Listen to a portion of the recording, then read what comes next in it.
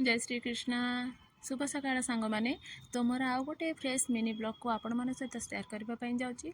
बाप रे कि शीत भुवनेश्वर पूरा बाघुआ शीत गाँव में कहती बाघुआ शीत भुवनेश्वर ताठू भी आहरी अधिक शीत हो माँ। तो मुझे सका उठा तो बहुत कष्ट होता तथा आज टी लेट हो जाए लेट कौन मुझे आगक जनइबी। तो आपण मैंने शीत दिन में वर्कआउट योगा करती ना निहाती भाव में कमेंट सेक्शन में जनइबे ठीक अच्छे।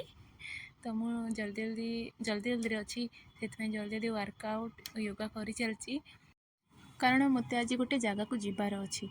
तो आपण मैंने शीत दिन में योगा वर्कआउट निहाती भाव में करूँ कारण देह बहुत भल रंठु गंठी आजिकल जो प्रोब्लेम चलती तो बापरे मेडिकल लाइन लगुथ। तो अपेक्षा आपण मैंने घरे कौन वर्कआउट योगा करेंगे तो निहाती भाव में घरे योगा वर्कआउट सब निहाती भाव में जारी रखु।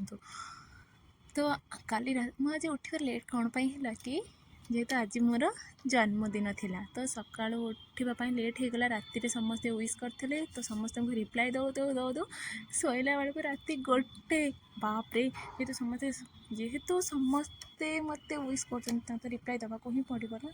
तो थैंक यू जड़े जड़े निहाती 100 ऊपर समस्ते मत विश कर सारे तो मत भी बहुत खुशी लगता ना एत राति समस्त मत विश कर कौन से थैंक यू भी जनइबी।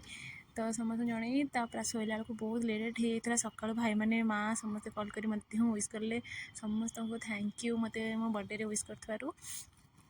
तो मोर योगा सारी मु बाहरी पड़ली स्नान करने माने गाधोवाई आसीगली गाधोवाई जो शीत लगुता है पानी तो पूरा बरफ हाथ भी मारी हो न था।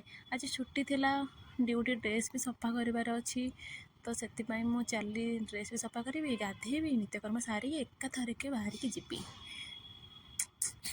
पानी को देखले तो मत पूरा डर ही लगुच शीत बापरे देखला मत डर लगुच केमी गाधेबी। तो निहाती भाव में गाधेबा तो निहाती पड़ो डर लगुच केमी गाधेबा। तो निहाती भाव में गाधी सारी मुझे आसी रेडी हो गली आज मुझे कौन पे खुशी चलते आप कहि खुशी पूरा नाचुए पागल होकर। शीत दिन में आपड़ क्यों मॉइस्चराइजर यूज करती तो निहाती भाव में मत कमेंट सेक्शन रे जनइबे। मत तो निविया सॉफ्ट क्रीम बहुत ही बढ़िया लगे कारण से मो फेसटा को दिन जाक ग्लो करके रखे एवं ड्राए करने दिएनि मत बहुत भल लगे निविया सॉफ्ट क्रीम आ गोटे यूज करी छाड़ी मझे तो पुणी एवं कंटिन्यू कर देखु मो बर्थडे लुक को पलि आसिल। तो मो ड्रेसटा केमी आपण मैंने निहाती भाव में कमेंट करेंगे। संबलपुरी के भी तो मु फ्रॉक पिंधेनी तो एथर मो गोटे फ्रॉक नहीं आसती दीदी चॉइस पिंधिकी छोट पिला आज्ञा एपट सेपट होता है देख टे काजल लगे टिकली लगे सज जोगुरा मुझे लगाएनी से लगे आज सजबाज हो पड़ुए जेहेतु मो जन्मदिन तो सज हवा निहाती ही पड़ो मत आमती भी छुट्टी मत मिलू ही नाला मु बहुत कष्ट कांदिकी छुट्टी नहीं। Thank you ma'am thank you sir मत छुट्टी देथिबारु अप्रूव कर छुट्टीटा को संडे छुट्टी मिलवा बहुत कष्ट जानते ना तथा मत छुट्टी मिली तो से बहुत खुशी खुशी तो मो रूम में नाचु था जाए मो ए बर्थडे मुझे दी वर्ष रानी भुवनेश्वर आसी रही किंतु केवे मत बर्थडे छुट्टी मिल न था सब कम करता है एथर मत छुट्टी मिलता पूरा खुशी पागल ही नाचुची। देखो मो ड्रेसटा केमती आपने निहाती जनइबे संबलपुर ड्रेसटा मुझे तो बहुत भल लगुच तो आपने केमती लगे निहाती भाव में जनइबे।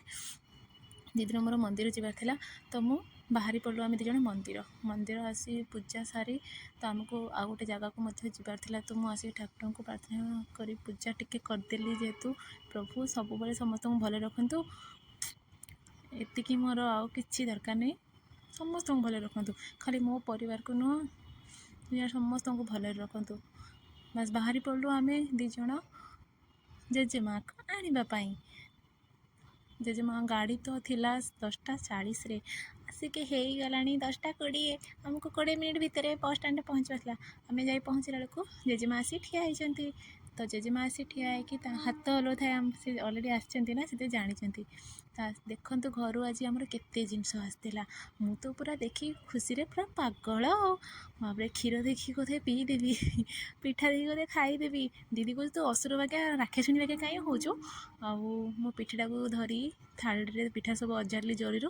ତ ସେଥିରୁ 4-5ଟା ପିଠା ମୁଁ ପୁରା କଣ୍ଟିନ୍ୟୁ କରି ଖାଇଦେଲି। ଓଫୋ କି ଶାନ୍ତି। ଥ୍ୟାଙ୍କ ୟୁ ବାବା, ଥ୍ୟାଙ୍କ ୟୁ ମା, ମୋ ପାଇଁ ଏତେ ଜିନିଷ ଦେଇଥିବାରୁ। I love you. ତ ମୁଁ ମୋ ପିଠା ଖାଇବା ସାରି ବାହାରି ପଡ଼ିଲି ଟିକେ ରିଲ୍ସ କରିବା ପାଇଁ। ତ ରିଲ୍ସ କରିବା ପାଇଁ ପିଠା ଖାଇକି ମାଆକୁ ପଚାରୁଥାଏ, ମା ମୋ ଶାଢ଼ୀ ଆଣିଛ? ଯେହେତୁ ମୋ ଘରେ ବ୍ଲାଉଜ୍ ଆଉ ଶାଢ଼ୀ ଗୋଟେ ଆଣିକି ରଖିଦେଇ ଆସିଥିଲି ସିଲେଇ କରିବା ପାଇଁ। ମାଆ କହୁଥାଏ ହଁ ଆଣିଛି। ତ ମୁଁ କହିଲି ମୁଁ ଆଉ ଗୋଟେ ଦିଟା ପିଠା ଖାଇଦିଏ, ତ ମୁଁ ମୋ କାମ କରିବା ପାଇଁ ଯିବି। ତ ମୁଁ ପିଠା ଖାଇଲା ବେଳେ ଦିଦି କହୁଛି ରାକ୍ଷାସୁଣୀ ବାଗା ସବୁ ପିଠା ଖାଇଯାଉଛି, ଆଉ ରହିବଟି ଆମ ପାଇଁ? ମୁଁ କହିଲି ହଁ ରହିବ। ତ ମୁଁ ପିଠା ଖାଇସାରି ବାହାରି ପଡ଼ିଲି ରିଲ୍ସ କରିବା ପାଇଁ। ଦେଖନ୍ତୁ ମୋ ଶାଢ଼ୀଟା କେମିତି ଲାଗୁଛି ନିହାତି ଭାବରେ କମେଣ୍ଟ ସେକ୍ସନ୍ରେ ଜଣେଇବେ। ତ ଆଜି ମୋ ମିନି ବ୍ଲଗ୍କୁ ଏଇଠି ରଖୁଛି। ଜୟ ଶ୍ରୀକୃଷ୍ଣ। ଭଲରେ